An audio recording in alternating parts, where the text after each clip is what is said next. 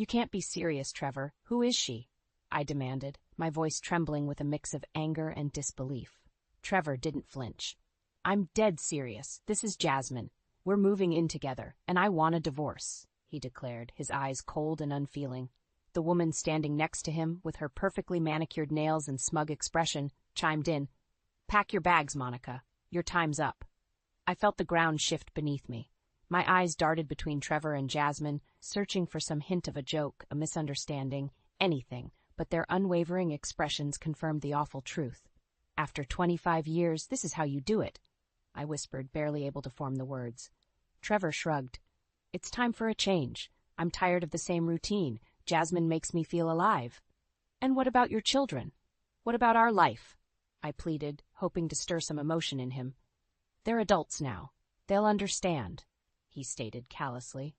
Jasmine smirked, her eyes flicking over me dismissively. You should have seen it coming, Monica. Men get bored. They want excitement. How dare you? I spat, every ounce of my being quaking with rage. Trevor stepped closer, his face inches from mine. Don't make a scene, just leave. My knuckles whitened as I clenched them, a flood of memories flashing through my mind, our wedding day, the birth of Erica and Danny, years spent building a life together. I squared my shoulders, refusing to give them the satisfaction of seeing me break. You don't get to decide that, I said quietly but firmly. As I walked away from them, I could hear Jasmine's voice dripping with smugness. We'll start moving things in tomorrow. Make sure you're out by then. I stumbled up the stairs, my heart aching. In our bedroom, I sank onto the bed, head in my hands. I heard Trevor's footsteps behind me. You can't just leave us like this, I said without turning around. Watch me. He replied, his voice void of any emotion. Tears streamed down my face as I tried to process what had just happened. How could everything change so fast? The door creaked open, and Jasmine strutted in, scanning the room as if it was already hers. I hope you don't mind if I take a look around. I stood up abruptly. Get out, I demanded, my voice shaking. She tilted her head slightly. Suit yourself. You'll be gone soon anyway. They left, leaving a suffocating silence in their wake. I looked around the room, at the life we had built, now hanging in the balance. The wedding photo on the nightstand, the drawings Erica and Danny had made as kids, everything felt like a cruel joke. I had to figure out my next move. I needed help, but who would understand? As I grabbed my cell phone, I dialed Lisa's number, my best friend since high school. Her familiar voice answered, Hey, Monica, long time no hear. Lisa, it's Trevor. He's leaving me, I managed to say through tears. There was a pause then. What? Tell me everything. I took a deep breath and began to recount the events. With each word, I felt a small measure of relief. I don't know what to do, Lisa. He brought her to our home, told me to leave. Stay right where you are. I'm coming over, she said, her voice filled with determination. As I hung up, I felt a flicker of hope. I wasn't alone. I could survive this betrayal. I had to. For Erica and Danny, for myself.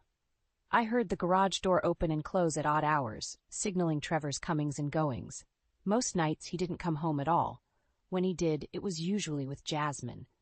She treated our home like it was hers, strutting around with a possessive air that made my blood boil. Today was no different. I was in the kitchen when they walked in, laughing about something trivial. Trevor barely glanced at me as he passed by, heading straight into the living room. Don't you have something better to do? Jasmine sneered, eyeing the grocery bag in my hand. I didn't respond, focusing on unloading the groceries, anything to keep my hands busy and my mind off the venomous words that burned inside me. She strolled over to the dining table, deliberately knocking over a vase of fresh flowers.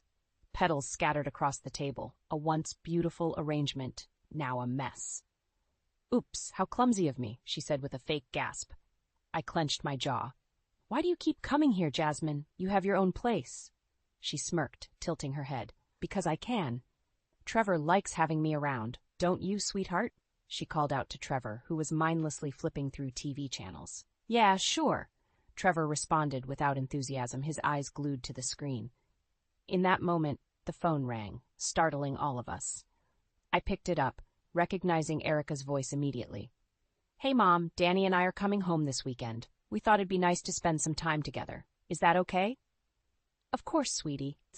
I can't wait to see you both, I said, forcing a smile into my voice. See you soon. Love you, she said cheerfully before hanging up.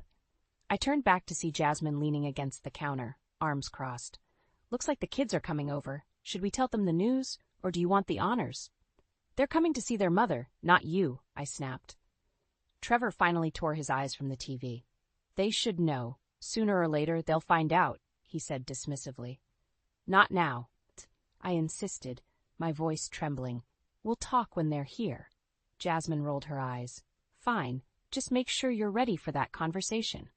The weekend arrived quickly. Erica and Danny burst through the front door, filling the house with the laughter and liveliness it had been missing. I hugged them both tightly, savoring every moment.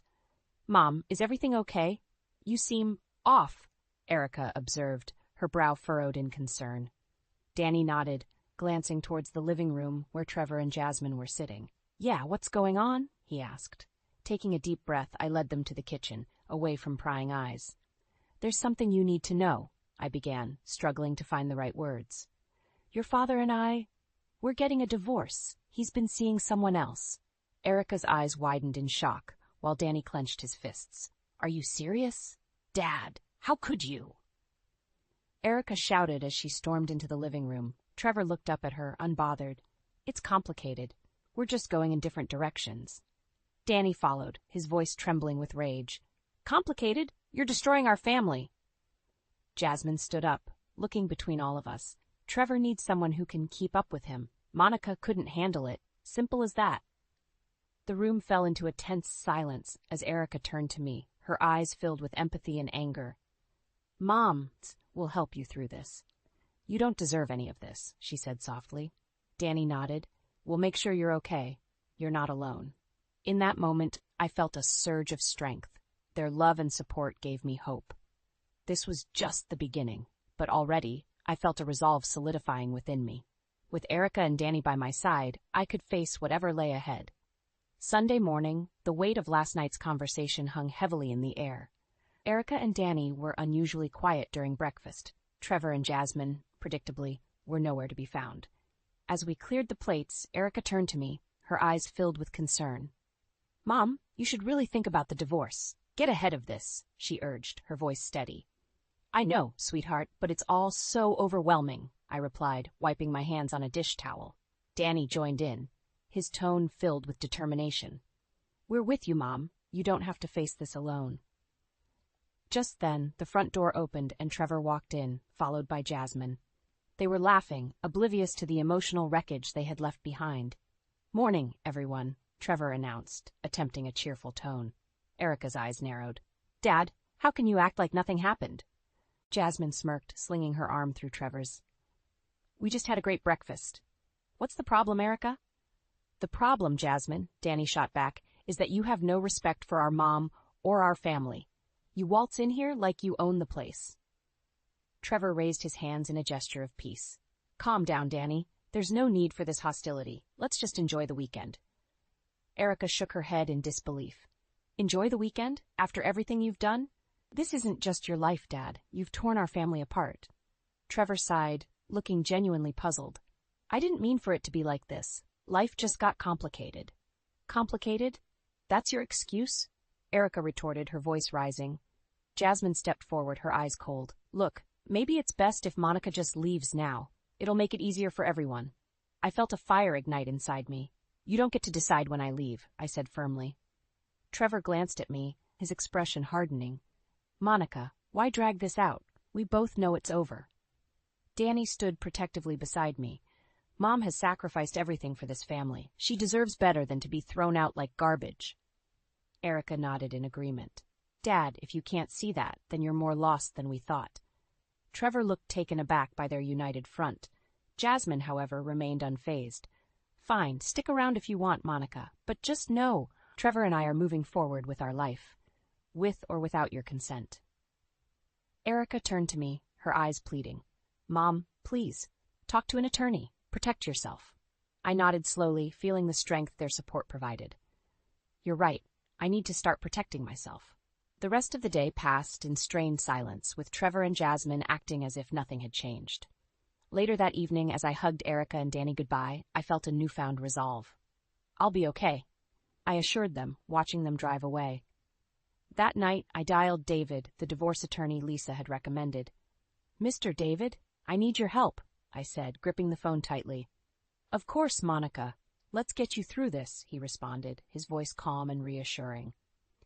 As I ended the call, I glanced around the home I'd spent decades building. I knew this was just the beginning, but with Erica and Danny's unwavering support, I was ready to face the storm head-on. David slid a stack of papers across his desk. "These are your rights, Monica," he explained. "You deserve a fair settlement, property, alimony. Don't settle for less." I nodded, absorbing his words. "Thanks, David. I just don't know where to begin." "One step at a time," he assured me. "We'll start with the divorce papers. Have Trevor served. It's critical that you protect yourself immediately." "I appreciate that," I replied, holding the papers tightly as if they were a lifeline. Back at home, tension hung thick in the air. Trevor and Jasmine were in the living room, their laughter grating on my nerves. I took a deep breath and entered. "Trevor," I said, my voice steady, "I'm serving you with divorce papers. I've contacted a lawyer, and I'll be moving forward." His laughter stopped abruptly, replaced by a look of surprise. "You're serious?" he asked, bewildered. Jasmine scoffed, leaning back on the couch. "Finally growing a backbone, Monica? How quaint!" Ignoring her, I kept my eyes locked on Trevor. "Yes, I'm serious. I deserve better than this." Trevor stood up, his face reddening. "Where do you plan to go? You have no job, no money. How do you think you'll survive?" "I'm reactivating my nursing license," I announced. "I can take care of myself, and I'll get back to working." Jasmine's laughter was sharp. "You? Go back to work? Good luck with that." I straightened my shoulders, refusing to be intimidated. "Watch me." Over the next few days, I poured myself into making preparations. I contacted my old nursing school, signed up for refresher courses, and updated my resume. Each small victory felt like a step toward reclaiming my life. One evening, as I pored over coursework at the kitchen table, Trevor walked in. "Monica, this is ridiculous. You won't last a week as a nurse," he scoffed. "I'll take that chance," I replied without looking up. Jasmine appeared behind him, smirking. "You're really determined to prove us wrong, huh? It's almost admirable." "Almost," Trevor added with a sneer.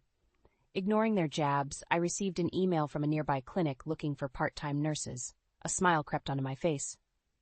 "I have an interview tomorrow," I announced. Trevor rolled his eyes. "Good luck with that. Don't come crying when you fail." The next day I walked into the clinic, heart pounding. The interview went smoothly, the familiarity of the medical environment settling my nerves. I knew I could do this. Leaving the clinic, I felt lighter, my steps more confident. Later, as I packed some of my belongings, I came across an old photo of Trevor and me on our wedding day. I stared at it for a moment before placing it in the box labeled Past. That night, I called Erica and Danny, sharing the day's events. "I'm so proud of you, Mom," Erica said, her voice filled with joy. Danny chuckled, adding, "You're showing them you're stronger than they ever thought." Their support filled me with a renewed determination. I knew the road ahead would be challenging, but I was ready. The next chapter of my life was beginning, and I wasn't looking back. "Trevor, we need to talk," I said, standing firm in the living room, holding the finalized divorce papers. Trevor looked up from the TV, an annoyed expression on his face. "What now, Monica?" "These are the terms," I stated, handing him the documents. "I'll be taking half of the assets, and I want alimony. It's non-negotiable." Trevor's face reddened as he scanned the papers. "You've got to be kidding me. You really think you deserve this?" Jasmine sauntered over, peering over his shoulder. "She thinks she's entitled to it, which is laughable." I clenched my fists, trying to keep my composure. "I've given 25 years of my life to you and this family, Trevor. I deserve what I'm asking for." Trevor threw the papers onto the coffee table. "You won't get a dime more than I'm willing to give. This is outrageous." Jasmine's smug smile widened. "Good luck getting anything from us, Monica." David had prepared me for this resistance. I stood my ground. "Then we'll settle this in court. I have every right to what I've requested." Trevor's eyes blazed with anger. "Do you really want to drag this out and make it ugly for everyone? Did you ever stop to think about that before you brought her into our life?" I shot back, my voice rising. "You made this ugly, not me." Jasmine rolled her eyes. "We don't have time for your drama, Monica. We've got wedding plans to make." "Wedding plans," Erica's voice came from the hallway. She and Danny had just come in, their expressions filled with disbelief. Unbelievable, Danny muttered, shaking his head. Trevor squared his shoulders, trying to regain control. We're moving on, so should you. Erica stepped forward, her eyes blazing. How can you be so heartless, Dad? Mom deserves respect. You both are acting like this is some kind of game. We've made our decision, Jasmine retorted. Monica, it would be best if you just accepted it. I took a deep breath, looking at my children. I'm not backing down. I'll fight for what's right. Danny put a comforting hand on my shoulder. We're with you, Mom. Don't let them intimidate you. Trevor threw up his hands in frustration. Fine, do whatever you want. But know this, Monica, you'll regret it. Jasmine smirked as she linked her arm with Trevor's. You're making a mistake. I made a mistake letting you into my life, I countered, but I won't make the mistake of not standing up for myself. Leaving them in the living room, I walked towards the door, Erica and Danny beside me. For the first time in a long while, I felt genuinely supported. Let's go, Erica said, her voice filled with determination. We'll get through this together. That night, as I packed more of my belongings, I felt a sense of closure. The divorce papers were served, and I was more determined than ever to rebuild my life. I glanced back at the house one last time. It had been my prison, but now it represented a past I was ready to leave behind. I walked out with my head held high. This was the beginning of my new life, free from Trevor and his betrayal. I was ready for whatever came next. With Erica and Danny by my side, I knew I could face anything. The small, charming apartment felt vastly different from the sprawling house I had left behind. Boxes were scattered around, half unpacked, but there was a lightness in the air, a feeling of liberation. I set down a framed photo of Erica and Danny on the mantel, smiling to myself. The weekend had been a whirl of moving and settling in, with Erica and Danny helping every step of the way. Now, in the quiet of my new space, I could finally breathe again. I received a text from Lisa. Welcome to your new freedom. Dinner to celebrate? Yes, I typed back, feeling grateful for her constant support. As I started unpacking the kitchen, my phone buzzed again. This time it was from the clinic. Congratulations, Monica. You've got the job. Start next week. Relief washed over me. I had just landed a part-time nursing job. This was the beginning of something beautiful. Later that evening, Lisa arrived with a bottle of wine. To new beginnings, she toasted, raising her glass. I clinked mine with hers and took a sip. Thank you for everything, Lisa. I couldn't have done it without you. You're stronger than you give yourself credit for, she replied, squeezing my hand. By Monday, I was already settling into my new routine. I joined a yoga class at the local community center and signed up for a book club. It felt good to be reconnecting with old passions. That week, I walked into the clinic, greeted by the hustle and bustle of healthcare. The familiar scent of antiseptics and the hum of activity was oddly comforting. Julie, a nurse colleague, introduced herself. Welcome back to the field, Monica. It's great to have you on board. Thanks, Julie. It's good to be back, I replied, feeling a sense of purpose return. Throughout the day, I dived into work, grateful for the distraction. It wasn't easy, but it felt rewarding. During lunch break, Carol, a member of the book club, joined me. You must be Monica. Heard great things, excited to discuss some good reads with you. I look forward to it, I said, smiling warmly. At the end of the day, I walked out of the clinic with an overwhelming sense of accomplishment. For the first time in years, I felt valued for my own skills and hard work. One night, as I returned from yoga, I found Erica waiting for me in my living room. Thought I'd drop by and see how you're settling in, she said, embracing me. I'm doing well, actually, I replied, returning the hug. Thanks to you and Danny. Erica looked around the apartment. This place feels more like home. You really seem happier. I am, I confessed. I didn't know how much I needed this. We chatted for hours, sharing stories and laughter. It felt good, finally reconnecting with my daughter beyond the turmoil of the divorce. As the days turned into weeks, I found myself growing more comfortable in my skin, enjoying my independence. One evening after work, I received a call from Danny. Guess what, Mom? I got an internship offer in the city near you. That's wonderful news, Danny, I exclaimed, thrilled by the opportunity to see him more often. Looks like life is finally going our way, he said with a grin in his voice. I stood by the window, looking out at the bustling life outside.